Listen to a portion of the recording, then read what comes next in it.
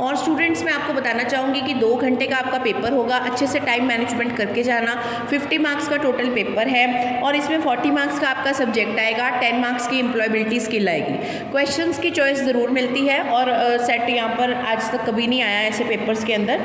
तो अदरवाइज़ मैं आपको जनरल बात ये बताना चाहती हूँ, एम्प्लॉयबिलिटी जैसे मैंने आपको प्रीवियस वीडियो में बताया कि आपको कैसे कवर अप करनी है, वैसे ही सब्जेक्ट में आपको ध्यान देना है कि आपको मार्केटिंग मिक्स के बारे में सब कुछ पता हो।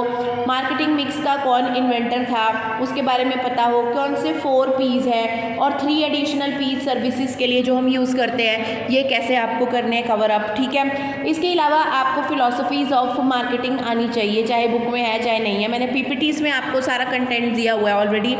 इसके अलावा जो सेकंड है सेगमेंटेशन, टारगेटिंग एंड पोजीशनिंग, ये वेरी वेरी इंपॉर्टेंट चैप्टर है क्योंकि इसमें भी इसके बेसिस हैं, इसमें कुछ स्ट्रैटेजीज़ हैं और इसमें भी हमारे पास कुछ स्ट्रैटेजीज़ हैं, तो ये हमें ज़रूर करनी है। ये तो मतलब थोड़ा सा रट्टा मारना पड़ेगा टू द हेडिंग्स, उसके बाद आप एक्सप्लेन करना। तो मैं आपके पास एक सैम्पल पेपर की मार्किंग स्कीम भी शेयर कर चुकी हूँ आपके साथ, तो उसमें बताया हुआ है कि आपको हेडिंग्स के भी नंबर हैं, तो आप कोई भी पॉइंट लिखने लगते हैं तो उसकी हेडिंग्स की स्पेस छोड़िए, उसकी एक्सप्लेनेशन लिखिए और उसमें से एक वर्ड सूटेबल डाल के हेडिंग में डाल दीजिए।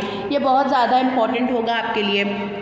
उसके बाद हमारे पास जो 3rd यूनिट है उसमें आपका सेल्स का प्रोसेस है। तो बेटा जो आपके अगर आपको प्रोसेस में जो इंपॉर्टेंट वर्ड्स हैं जैसे प्रोस्पेक्ट क्या होता है, लीड क्या होती है, ठीक है, या इसके अलावा क्वालिफाइंग का क्या मतलब है, तो एक बार अगर आपने सारा प्रोसेस अंडरस्टैंड कर लिया तो आप बहुत ईजीली इसको फुलफिल कर सकते हो, ये वाली रिक्वायरमेंट्स को, ये बेसिक वर्ड्स जो आपको पूछे जा सकते हैं। 4th चैप्टर के अंदर आपके पास करियर्स है, तो करियर्स के लिए कोई घबराने की बात नहीं है। करियर्स नेशनल लेवल पर, स्टेट लेवल पर और रीजनल लेवल पर वो भी हो सकते हैं। करियर्स में क्या क्या चीज़ों का ध्यान रखना है, मतलब क्या क्वालिटीज़ होनी चाहिए सेल्समैन की, तो जो एम्प्लॉयबिलिटी स्किल्स की क्वालिटीज़ हैं, मतलब कम्युनिकेशन, सेल्फ मैनेजमेंट जो आपने यहाँ पर पढ़ी थी, ठीक है, ये सारी क्वालिटीज़ एक सेल्समैन की भी या सेल्स पर्सन की भी होनी चाहिए। तो करियर्स में यही आपको ध्यान रखना है कि टाइप्स ऑफ करियर, जिसमें आप कहोगे मैनेजर बना दो, सेल्स हेड बना दो, ये सब जो मार्केटिंग से रिलेटेड आप पोजीशन देखते हो, अपने आप को इमेजिन कर लेना किसी भी सिचुएशन में, किसी शोरूम में गए हो,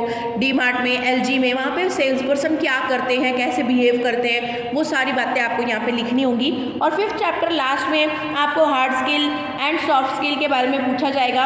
हार्ड स्किल टेक्निकल चीज़ें हैं, साइंटिफिक चीज़ें, एक प्रोडक्ट के बारे में जो आपको पता होनी चाहिए। सॉफ्ट स्किल सारी की सारी क्या है, जो आपने कम्युनिकेशन स्किल के पोर्शन में यहाँ पर करनी है, ये सारी की सारी क्या है, सॉफ्ट स्किल का पार्ट। तो यहाँ पर भी इतना एफर्ट करने की, आपको ज़्यादा मेहनत करने की ज़रूरत नहीं पड़ेगी। हाँ, एक टॉपिक है इसमें इमोशनल इंटेलिजेंस, आजकल इसकी बहुत रिक्वायरमेंट है। इसका मतलब ये होता है कि सिचुएशन के हिसाब से आपको मतलब रिएक्ट करना है according to the wellbeing of the person in front of you, customer के लिए आप, क्योंकि आप फेस करते हैं। तो ये आपके 5 पार्ट्स हैं, 5 यूनिट्स हैं, जिनकी PPTs मैं आपके साथ शेयर कर चुकी हूँ और बहुत सारे सैम्पल पेपर्स भी।